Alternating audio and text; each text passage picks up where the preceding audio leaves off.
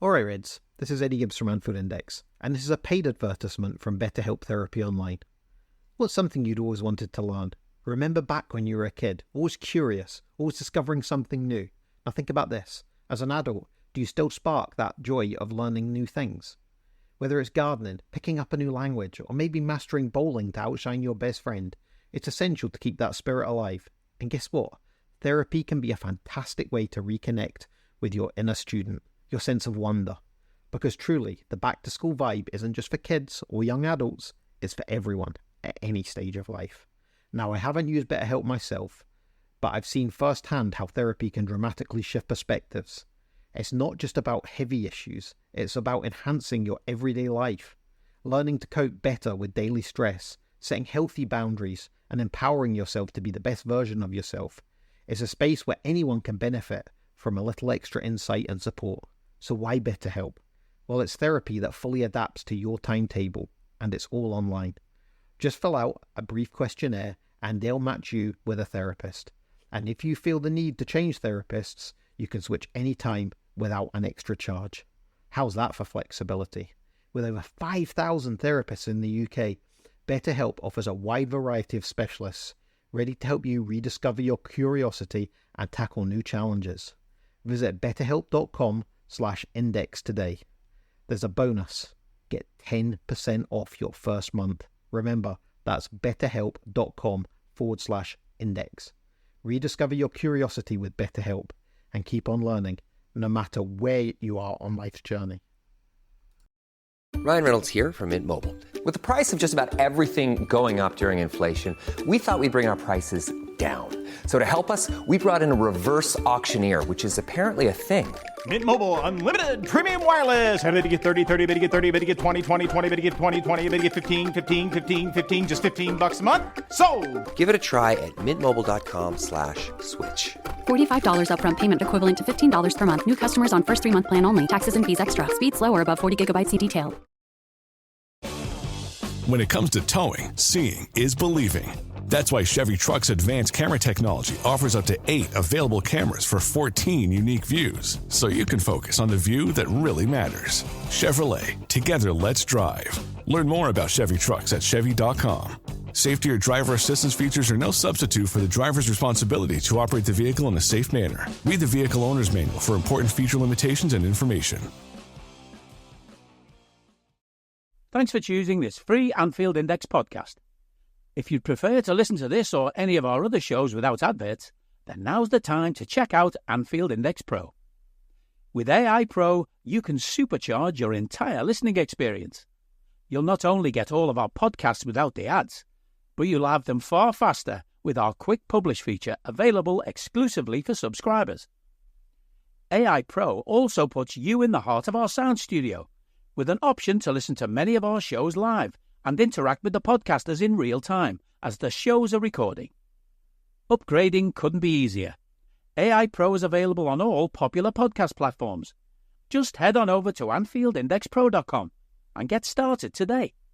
Good morning, good afternoon, good evening, wherever you are, whatever you're doing, and welcome to another episode of Post-Conference Presser for Anfield Index. Premier League football is back, ladies and gents. That's international shy can get in the bin. We're talking Liverpool. We're talking Arne. We're talking Nottingham Forest. We're talking all the things we're looking forward to because it's a heck of a week coming up, isn't it? We go Forest Saturday, then we head to the San Siro and Bournemouth. So it's so much to talk through. And we do the normal. We'll talk through the questions that Arne Slot was asked. We'll talk about the answers he gave, which were just something about his press conferences. I don't know what it is. I can't even quite put my finger on it yet. But the engagement, the communication style, there's a fascination for me to them. We'll talk about a little bit of internationals, what we learned, anything to take away. Some bad news came through as well, so we'll mention that. We'll even talk about how I think they'll line up against Nottingham Forest, the threats they will bring, how that game will go down in my eyes as well. So much to get through, ladies and gents. So let's get into it. So Video Connor opened up as he does from Sky with a few questions. And he asked a question about Harvey Elliott update and potential of Federico Chiesa being in the squad. And straight away, Arne Slot was on him, wasn't he? Like he is with these journos. So you always have one question, and that's why you always ask 2 in 1. Harvey, it's a big disappointment for him, but not only him, but for us. Okay, he didn't play that much so far, but he did play in pre-season and showed himself real well. If he'd stayed fit, he would have had a lot of playing time in the upcoming fixtures. So that, yeah, sad saying that. It's like gives a chance to someone else. So first and foremost, a blow for him himself, and in the end for us, because availability is important when we play. I believe it's 7 games in 22 days. He will work hard as ever to come back in the best possible way. Federico, he trained with us 3 to 4 times. Let's see how he does today and which decision I make, as we have more than 20 players. So if I choose for a position or for the fittest at the moment. Real pros and cons, good stuff, bad stuff in there, wasn't it? I mean, the bad stuff is going for Harvey Elliott because he's only played 7 minutes so far this season. And like Slot mentioned, had a brilliant pre-season. And he would have got minutes. There's no 2 ways about it in this period. Considerable minutes, I think, because it seems to be Szoboszlai or him in the 10, Szoboszlai naturally, and for good reason, the first choice at the moment. He the backup in that role, so he would have got minutes. So I think it is a blow for him, and it is a blow for us, realistically. He was a key rotation option, and he had looked good in pre-season, so you want to see if he could sort of kick on again. He'll be absolutely gutted. And then this injury, this fractured foot, they're talking till the end of October, aren't they? So, I mean, realistically, if you think, players will be absolutely flying as he's almost starting again. So it's going to be so hard for him in that regard. It is really, really bad news in that regard. As he mentioned, chances to someone else. Hard to say he'll get it because, Curtis Jones might be one, beneficiary. Will Endo get more chances, more? And I know they don't play the exact same position, but could that then push someone higher like a McAllister or a Curtis Jones? You don't know. Could it be that someone like Cody Gakpo, we have 4 10s on the pitch, or Chiesa at times? There's a lot to unpick with that. It'll be interesting to see, but that's one for another day. And Chiesa interested because he has been playing. We've seen him absolutely bullying the 17-year-olds, left, right, and centre, and looking good. But decisions to make because he's the fittest or the player for the position. Will be interesting to see, won't it? I'd love Chiesa to get 20 here or so. I really would. Especially to give Mo Salah a little break as well. That would be the ideal scenario for me. But we should look at this as positive as well. Harvey Elliott's injury aside, it's a fully fit squad again. It does seem to be this way at the moment, that we have everyone or just one off for the 4th game now of the season. So we've got to look at that as a positive. And let's hope, fingers crossed, touch wood as I'm doing here, that stays all the way through. Fingers crossed. He was also asked about Caoimhin Kelleher and his comments, which he was always going to get asked. It's understandable. What does he say? Answered it brilliantly. I'm worried if a player comes out and says, I don't want to play first-team football, I like it on the bench, I want to play there for the rest of my life, etc. That would be a bigger worry. It's normal at a club that tries to compete for the trophies like we do, that you have more than 11 players that can play. As long as they accept it by helping the team whenever they have to, then it's a good place. Queeve said so many times that he's ready when we need him, and he has been. It's a good thing that he wants to play, and who knows when he'll play for us in the future. It's clear for us that Alisson is number one, but he handles the situation really well. I think he answered it well. I don't think there's anything we learned was brand new to us there. I really, really don't at all. A couple of things I would say, especially for Kelleher, you just never know when he might be needed. He's brilliant for Ireland the other day. Their man of the match, wasn't he, against England?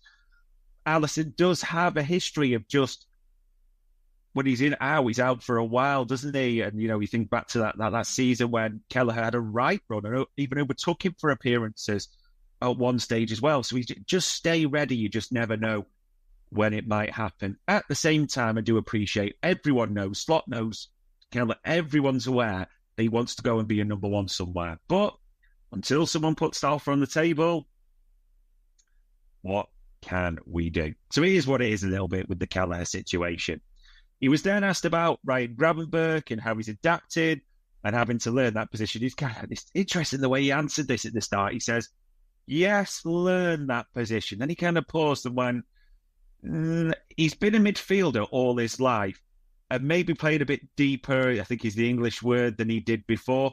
It's not that much of a difference. He, like the other ones, benefits from how the team's playing. He come back strong, really fit, played games and took his chance. But the others who score goals as well also benefit from the team structure. And you almost get this impression that Ryan Gravenberch's start to the season is almost more of a surprise for a lot of us than it is Arne Slot. And even the way we're talking about him in this newer role, Slot, you can kind of see the way he answered video, Connor, like, why are you kind of surprised about this? But hey-ho, if you are, so be it. And it's an interesting one because we've seen this now against United especially. He was more of the 8. McAllister a lot of the time was deeper than him, so he was pushing high and pressing. So not a sitter by any means, and not really an 8, particularly in the United game. We've seen more in the other two, Brentford and Ipswich. He has done things deeper. His blocks and interceptions are up, and that big buzzword that Slot has, winning duels, he's doing that at the same time. Also, what we're loving to see, the passing, just that ball the other night for the Dutch on the half volley was sensational. You even go back to Ipswich, that sort of stride forward, the through ball that Diaz ran onto. Sensational. He's just making chances or key things every game, even the impact he has on Trent's disallowed goal, the first goal at Old. He almost is building a catalogue of starting things off. He really is. It's almost strange he's only got 1 assist so far, and that's in a Dutch shirt this season. But a brilliant start, and Arne Slot is clearly not surprised at all. He was also asked about momentum. He said, it's always the question after these weeks, and if you'd see them playing for their national team, though, the momentum still looks there for some individuals. Now let's see if they come back together and can play like they did before. It depends on the opponent, and if we look at ourselves a lot, but you have to relate it to the team facing you, and Nottingham Forest haven't lost yet this season, so it'll be a tough one. Great answer again.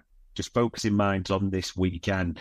This is the period as well where we have to be honest that we look to the first 3, and it's almost a little bit reversal because there was maybe a thinking that we might have to rely on individual brilliance a bit as we started to develop team patterns of play. Now that there's a game sort of every few days, people could look and say that, oh, well, we should see it more clearly now and all this. But the big difficulty is now the other side, because there's going to be players starting who just haven't really featured at all or a little bit in those first 3 games. So they've got to try and get the one thing in football, which is so hard to do, momentum or rhythm, I think some people would call it at the same time. So it's going to be hard to expect an Arne Slot team to just keep turning it out. It can't just be like Gravenberch, Szoboszlai, McAllister in the middle every game, we know. So now's the challenge. How do the others come in and how does that affect it? And it almost feels a bit harsh on them, but there's that clear development we're starting to see a little bit of the first 11 and who are the cover positions. Now, that never stays the same because people get injured, the rotation as we know, but how those players will come in isn't necessarily just worth putting it all on Arne Slot. There's going to be, there's got to be an understanding, which I'm sure there will be, that stuff every game isn't going to be as fluent as you expect it to be just by nature. Momentum could be tough to go by, but if the results just keep racking up, that's momentum in itself, isn't it? So we'll see there, ladies and gents. He was also asked that your defence hasn't conceded a goal. Has that been a priority since you came in? Well, and he kind of laughed at this one and said, well, to tell a little bit of the opposite of what you're saying, it's not the defence. It's 11 players who keep a clean sheet. That's why we try to convince them constantly about this. In an ideal world, we don't need Alisson. But against United, we needed him, and Brentford and Ipswich. It's a team performance that we don't concede, and that's us putting a lot of work together without the ball. I love this answer as well. When you keep a clean sheet, and I get this, you naturally look to your keepers, which Alisson's made some sensational saves, not had to do too much, but when he has done has been brilliant and has been sensational. And you look to your defence, don't you, who, again, a lot of the players there have been brilliant so far. There's no two ways about it. But it is very much, I agree with him, this team setup, this almost At BlueNile.com, you can find endless ways to make your moments sparkle. From classic and timeless jewelry gifts to creating the custom engagement ring of her dreams, all at prices you won't find at a traditional jeweler. And right now, you can save up to 40% on fine jewelry and 25% on engagement ring settings during the Blue Nile Anniversary Sale, going on now. Go to BlueNile.com to shop the Blue Nile Anniversary Sale and save up to 40%. That's BlueNile.com. This episode is brought to you by Microsoft Azure. Turn your ideas into reality with an Azure free account. Get everything you need to develop apps across cloud and hybrid environments, scale workloads, create cloud-connected mobile experiences, and so much more. Discover what you can create with popular services free for 12 months. Learn more at azure.com. That's AZURE.com. And sign up for a free account to start building in the cloud today. Without the ball, the way, especially we've seen Szoboszlai press higher, isn't it? It almost becomes, with the ball, like a 4-2-4, 4-box-4, as people call it. And without the ball, it's the 4-2-3-1 almost, importantly. But quite often, Szoboszlai going really high on occasions as well. And you've seen the stats for Salah, the extra sprints he's doing as well from a defensive point of view. Everyone is working hard. It is the team that gets those clean sheets. And the other big thing, and it's that buzzword, which is right to say, we have that semblance of control. You're seeing it against Brentford, even when we're 2-0 up, controlling the game. You could almost sense that, you sensed it at the time, and even now he's referring back to it in this press conference. 3-0 up, dominating United, and we switched on. You could tell Slot's still like, no, we needed to use Alisson. We shouldn't have to be doing that. It's all about control, isn't it? So that is a great thing that's helping us rack up the clean sheets. As much as the keeper and the defence have been brilliant, it is the team ultimately. It's just great to see, really is. He was asked about contracts. I'll keep this short. He said, I'll give you a boring answer. We don't talk about contracts over here. Has it distracted me? Was that the word you used? No, I'm fully focused on the individuals in the team and try and work in the best possible way to get the best out of them with no distractions at all. I mean, the bonus of this setup that we have now is it's quite clear Richard Hughes deals with contracts, buying up players. Arne Slot is there as a head coach. Yes, he has impact, but things like contracts, that's not his wheelhouse at all, is it? So you kind of wonder why they keep asking. It's about individuals, as he mentioned, and almost the desperate. What are we expecting him to say? Yes, I'm distracted. No, you can see he's a focused, business-minded individual. So I don't really know why that question keeps getting asked. And he said before, we'll never talk about contracts in a press conference. When there is something to tell you, and the stories galore, Rami's even having his say a little bit as well now, isn't it? He will come forward. But I don't really see a purpose in keeping asking Arne Slot about this. It just seems a little pointless to me, somewhat now. Trent, he was asked about as well. Playing 90 minutes, the way he's been used in both games at the internationals, and obviously we've seen him celebrating, and Slot's already realised in those inside training videos he has been man of the match twice. He said, yeah, he's proved he could do 90 minutes, but he maybe could have done that before. He's played 2 games afterwards, and he's completely ready now to play 90. Sometimes it's just been about seeing he's tired and maybe having a player like Conor Bradley who could do the job really well. I have a whole team to manage and a whole team to prepare. And it's good for Conor to get his playing minutes, or for the one who comes in for Mo, whichever one it is. I forgot who I've taken off and brought on. You guys, and I understand, you look at the individual, but I look at the team and I have to prepare them for the upcoming fixture. You know why this Trent question was asked? Because obviously there was the reaction. Brentford wasn't there, which the media made a song and dance about. And then there was the Old Trafford one where it's done again and he comes off smiling and applauding. And it is about 90 minutes, how he finds that, etc., etc. So there's a couple of things to really, really say on this.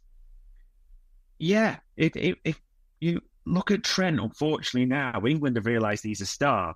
So he's going to play those extra minutes. And unfortunately, it seems like a key player. So he's going to play 90, you're going to ratchet up. And we've got another October break coming. So even in the games he starts, if you could just shave 20, 25 minutes, something like that, it could be so big in his legs going forward. Conor Bradley's a quality player as well. Let's not pretend that. He looks, with different type of right back. I know there's no type of right back like Trent. No one's pretending there is, but a real sort of almost box to box, pitch to whatever you want to call it for Conor Bradley, but energy personified, great, powerful runner that way as well. So much to like. So he's a quality player. It may be our strongest position, you could argue, is in terms of the starter and the deputy. I can't think of anyone in world football that's got a stronger right back pairing, and obviously the advantage is ours is the best in the world to start with. But that's just something to think about there. But if you can reduce Trent's minute so you have him at the key moments, who gives a? Yeah? If he does play well against Forest and comes off at 65, 70, brilliant. If he then doesn't play the San Siro, I'm more than happy with that, Conor Bradley, or if he goes again, if you could just manage those minutes carefully for Trent, that's all anyone is after. It's unfortunate. The international game's now realised what he is as well. Never thought I'd say this, but let's bring back Gareth Southgate, eh? But yeah, good answer from Slot on that one. And the final bit he was asked as well relates to it. We're talking about international managers and the minutes. He said, well, actually, in some instances, I'm happy they played the 90. You look at players like Jarell Quansah, he played both. Costas Tsimikas, it was good for him to get both. Cody played a lot of minutes, I think. And as the player we were just discussing there, Conor Bradley, he played 2 times. For now, it would be like a present I've got from most national managers. In the future, maybe I would like it to be a bit different. But it's a positive thing. We have 10 players that can play every minute for their national team, and it tells a lot about the quality that we have. Brilliant answer again. I get not really too much more he can answer, but he answers it so well, Slot, that I think those are good call-outs. It's good minutes for Gakpo. It is good minutes for Tsimikas, Quansah. It just keeps them ticking over. That's kind of what you want, wasn't it? The understudies to just maybe come in not completely cold and have a little bit of momentum if they can even get that. On the other side, yeah, he'll know. He's far more intelligent than us from a football perspective. They probably won't want them playing every minute like they are. And God, for God's sake, there's another one coming up in October, isn't there? We don't really want to see, but it's coming. So that's going to be in the mix as well. And then maybe it's a different scenario, having played 7 in 22. So it's just something to be aware of. But you can smile for now. And we can smile because Alexis McAllister's fit. That was the big bonus because we were worried about that, weren't we? That they dragged him through the Chile game, and then we thought what was going to happen with him against Colombia. He clearly wasn't fit because Paredes came in and he still played 28 minutes, I think it was. So you wonder what state, and obviously with his travel, he was coming back in. But as Slot said, he expected them to have a full squad, bar Harvey Elliott, available as far as he needs, which is massive. Shouldn't undersell that, people. This would be 4 squad with just 1 player missing. Absolutely massive. Struggle to see it stay that way all the time, but let's just hope and pray. Eh? We'll see. So yeah, we know we talk about lessons from the last game. United we've talked about to death and we're pleased. But just looking at the internationals, as we say, Trent and Gravenberch, sensational for their countries. Played 90 minutes, across the board, 180 you call it. So yeah, that's one. You still do have the Mac concern. I'd be astonished if McAllister started both Forest and Milan. I know I was jumping ahead a little bit, but if you have any slight concerns, nurse him through that. Szoboszlai also played every minute. There's just a focus now on Szoboszlai a little bit, isn't there? As in, you just have those deja vu nerves. You think back to last season and used like a cart horse almost, wasn't he? Ran into the ground, then injured, brought back too quick, re-injured like a couple of others, and it just affected his whole season. And he was struggling at the end. You could see no two ways about that. Looks revitalised, brilliant. Got to manage his minutes. And the natural managing of his minutes went Harvey Elliott, didn't he? That's a rotation option, great. Now Harvey's not available till what looks like the end of October. So he's a lot, what do we do there? It's a little bit of a big question, isn't it? But most importantly, whatever understudies or backups come in, etc., thinking about it, we've got to take care of Szoboszlai. He's a key starter. So we'll see what happens there. But those are the big things I'd say that we got from the international break. So to Nottingham Forest. Back at the end of last season, just thought this is a great game to start. Banker, all those types of things. Don't believe it. Don't believe it. They've not played great teams so far, Nottingham Forest, don't get me wrong, but they are unbeaten so far. It's important to say that. They've won 1 and drawn 2 of their games. So they are unbeaten. They don't concede too many either at the same time. But 5 points from 3 games is a great return from Forest. They are no pushovers.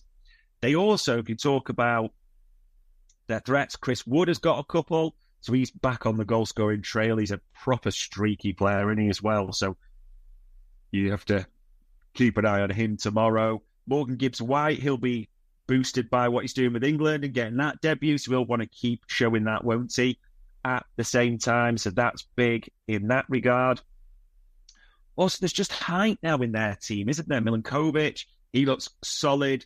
There's just a big lump at the back, doesn't he? Carlos Miguel, that big 6'8" goalkeeper. So it'll be tougher on set pieces at both ends, realistically, won't it, now in that regard? You know, they are good in the air all of a sudden. They've done a full switch around, Forest. This is no pushover. They've actually, as well, had, I think it's the most shots or second most shots in the league. So this is no give me by any means. It looked, some on paper, a really good fixture to have. And I'm not saying it becomes a bad one, but this might be a tough game. And obviously with the internationals, the returners, trying to build up to that, you just never know. So I'm not thinking this will be the hammering, as I've seen some people predicting a little bit. There's a toughness to this. Lineup-wise, I have to be honest and say, as much of the team against United you can get out as possible. If McAllister is okay, go for it. I don't see why you do anything different. There might obviously be the medical. Ruben Peters might have a say into that, no doubts. But provided there's nothing McAllister or the others, which we don't believe them to be, get that team on the pitch.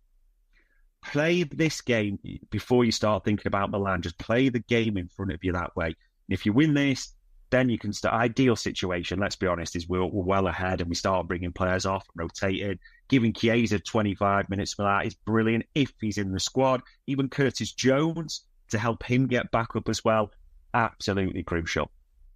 But I don't think it will be straightforward. So what's my prediction for this one, ladies and gents? My prediction for this one, 3-1. I think they're a threat. I don't think we'll keep this clean. And it's no disaster because you take a 3-1 every game, don't get me wrong, but 3-1. So I think Forest will score at some point. And people call it lazy. I don't really give a shit. Mo Salah on the score sheet because he's just looked absolutely deadly. Scored for Ipswich. Scored for Egypt even, the Egyptian fans, in the week, didn't he, as well? Nice tap in as well. Nothing wrong with that as well. Yeah. Mo Salah, 3-1. That is my prediction. But we'll see anyway, won't we? Saturday, 3 o'clock. I'll be at the game. I love the fact it's a Saturday, 3 o'clock, because they're special kickoffs. We don't seem to care too many of those. One of the cons, if you want, of being such a big team and the most watched team, which seems to have melted some fans' heads, opposition fans' heads, which is great as well. But on Friday the 13th, let's hope tomorrow isn't unlucky. That was another post-conference presser for Anfield Index. We hope you enjoyed listening to this Anfield Index show. Please be sure to subscribe to our channel so future podcasts find their way to your device automatically. There's nothing quite like fan engagement, and we'd love to know what you think of anything discussed on this show. The best way to get in touch is over on our free Discord community, where both podcasters and listeners debate the hottest LFC topics 24/7. Sign up free now at AnfieldIndex.com/Discord. You won't regret it. You can also follow us on Twitter at Anfield Index and find us on Facebook by searching for Anfield Index.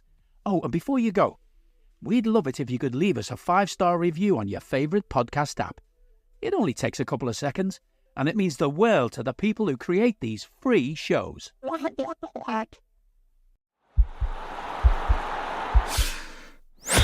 This podcast is part of the Sports Social Podcast Network.